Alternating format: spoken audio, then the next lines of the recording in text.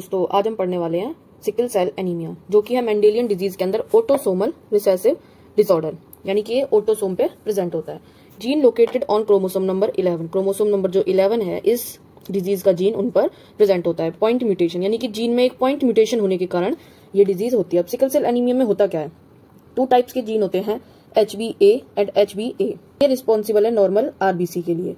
अगर chromosome number 11 पे HbA gene present है तो RBC कैसी होगी, नॉर्मल। एंड जब HbA and HbS gene present है, यानी कि हेट्रोजाइगस, कैरियर, यानी कि वो पर्सन डिजीज नहीं होगा, लेकिन वो नेक्स्ट जनरेशन में डिजीज को कैरी करेगा। तो half RBC normal and half RBCs are sickle shape like इस तरह से RBC की शेप हो जाती है। अब नेक्स्ट अगर जीन है HbS, यानी कि दोनों defective genes, this condition is known as sickle cell anaemia. अब सिकल सेल एनीमिया होने के बाद इंसान की कंडीशन कैसे जाती है, फेटल, क्योंकि जब RBC की जो हमारी शेप है वो सिकल सेल हो गई, यानी कि वो ढंग से क्या नहीं कर पाएगी, ऑक्सीजन को कैरी नहीं कर पाएगी। अब ऑक्सीजन कैरी नहीं होगी तो जो भी मेन फंक्शन है बॉडी में ब्लड का, यानी कि ऑक्सीजन को ट्रांसपोर्ट करना सारे ऑर्गन्स तक, सेल तक, वो कंप्लीट नहीं होगा, जिससे कि इंसान की क्या हो सकती है, डेथ। तो ये कंडीशन क्या हो सकती है, फेटल।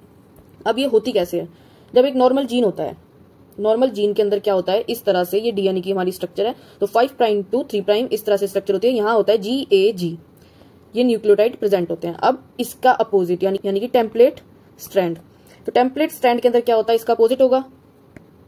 तो टेम्पलेट स्ट्रैंड के अंदर क्या होता है, इसका अपोजिट CTC, यानी कि G की जगह आ गया C, A का कॉम्प्लीमेंट्री T एंड G का again complementary C।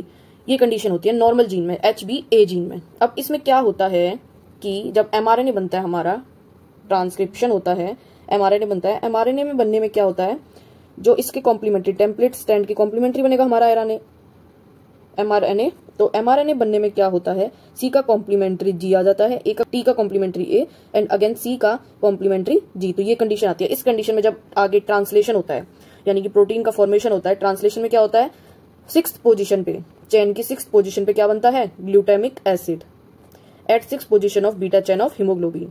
6th position पे जब तक ग्लूटामिक एसिड बनेगा तो RBC कैसी होंगी, बिल्कुल normal, biconcave normal RBC। But in a defective gene, यानी कि डिफेक्टिव जीन जो कि हमारा HbS, इसके अंदर क्या होता है, इस जीन के अंदर G प्रेजेंट होता है। A की जगह क्या आ गया, डीएनए में T। अब टेम्पलेट स्ट्रैंड में क्या है, जिसके अपोजिट हमारा mRNA बनेगा। टेम्पलेट स्ट्रैंड में G का कॉम्प्लीमेंट्री C, T का कॉम्प्लीमेंट्री A एंड G का अगेन C। तो यहाँ क्या हुआ, नॉर्मल की कंपेरिजन में यहाँ T का रिप्लेस्ड हो गया A से। T किस चीज से रिप्लेस्ड हो गया, A से। तो अगर अब T रिप्लेस्ड हो गया A से, तो जब इसका mRNA बनेगा, mRNA बना तो A का कॉम्प्लीमेंट्री U एंड C का कॉम्प्लीमेंट्री G। mRNA में हमारा थाइमिन की जगह क्या आ जाता है, यूरेसिल। तो mRNA ये बन गया हमारा। अब नॉर्मल mRNA था हमारा GAG, ठीक है। अब इसकी जगह क्या रिप्लेस हो गया, A की जगह रिप्लेस हो गया हमारा U।